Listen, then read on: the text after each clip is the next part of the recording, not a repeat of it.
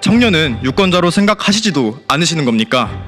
우리가 내는 보험료는 계속 오르는데 정작 미래의 연금 수령은 불확실하기만 합니다.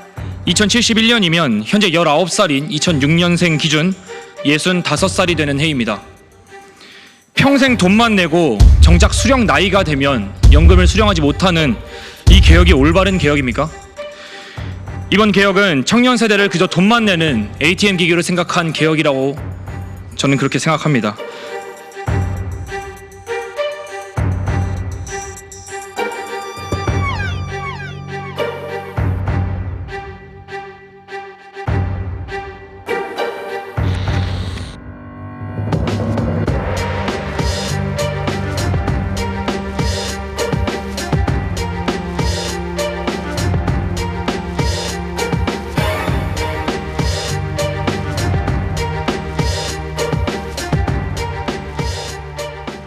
어, 3월 20일 여야 합의로 18년 만에 연금 모수 조정이 진행됐습니다. 보험료율이 9%에서 13%로 인상되었고 연금 수령 시 소득 대체율도 40%에서 43%로 증가하는 내용을 담고 있습니다. 하지만 이번 연금 개혁은 2030 청년 세대에게 더 부담을 주고 기성세대에게 혜택을 집중시키는 구조로 개편되었습니다. 이번 개혁안은 더 내고 더 받자는 슬로건을 내걸고 있지만 더 내는 세대와 더 받는 세대가 달라지는 연금 제도의 본질을 고려하지 않았습니다. 사실 고통은 청년층에게 몰아줄 뿐만 아니라 심지어 기성세대에게 혜택을 늘려버린 것입니다. 이것이 어떻게 개혁이라고 할 수 있겠습니까? 이번 모수조정안은 청년층의 참여를 완전히 배제하고 아무런 설득 과정 없이 덜컥 여야 지도부의 합의로 결정된 것입니다. 더 받을 사람을 만나고 설득할 것이 아니라 더 낼 사람을 설득해야 함이 당연했음에도 불구하고 그 당연한 과정이 이번 개혁에서는 생략되고 말았습니다.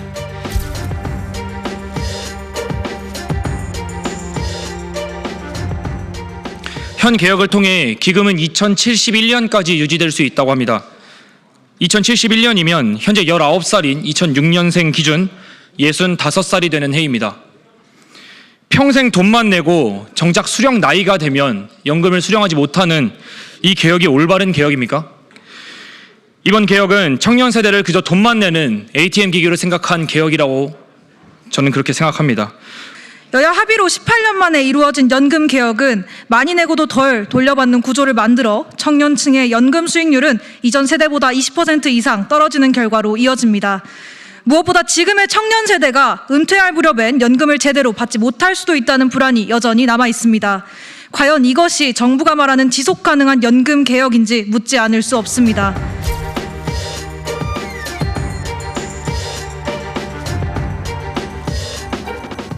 이번 연금개혁안 추진 과정과 결과 속에서 청년들의 목소리는 철저히 무시된 채 기성세대의 입장만을 고려하는 방향으로 진행된 바 있습니다. 우리가 내는 보험료는 계속 오르는데 정작 미래의 연금 수령은 불확실하기만 합니다. 그래서 우리는 이 자리에 섰습니다. 직접적인 부담을 짊어진 세대인 우리가 당당히 목소리를 높이고 청년들의 목소리가 제도 설계의 중심에 반영될 수 있도록 우리는 계속 나아갈 것입니다. 대학생과 청년의 의견은 묵살한 채 진행된 개혁안을 과연 합의안이라고 볼 수 있겠습니까? 긴밀하게 접해있는 청년층의 반대 의견은 합의되지 않은 채로 완성된 합의는 너무도 큰 모순입니다.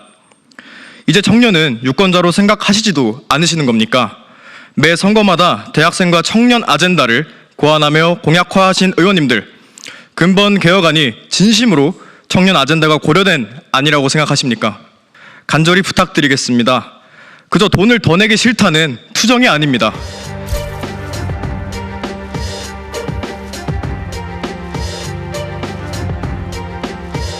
청년층의 부담을 전가하는 조정이 아니라 연금의 구조적인 문제를 근본적으로 재설계하는 개혁다운 개혁입니다. 2071년 그 이후에도 미래 세대가 감당할 수 있는 연금 시스템을 마련하는 것이 국가의 책임이자 정치권의 사명입니다. 우리들은 국민연금의 근본적인 구조개혁이 이뤄지고 그 과정에서 세대 간 형평성 그리고 대학생과 청년의 목소리가 반영되기를 바라는 것뿐입니다. 당초 정부가 제시한 개혁안에는 세대별로 보험료율을 인상하는 것을 차등으로 두고 있었습니다. 하지만 이번에 여야가 합의한 연금 개혁안은 그런 것들에 대한 고려 없이 모두가 청년 세대를 포함하여서 모두가 보험료를 인상시켰습니다.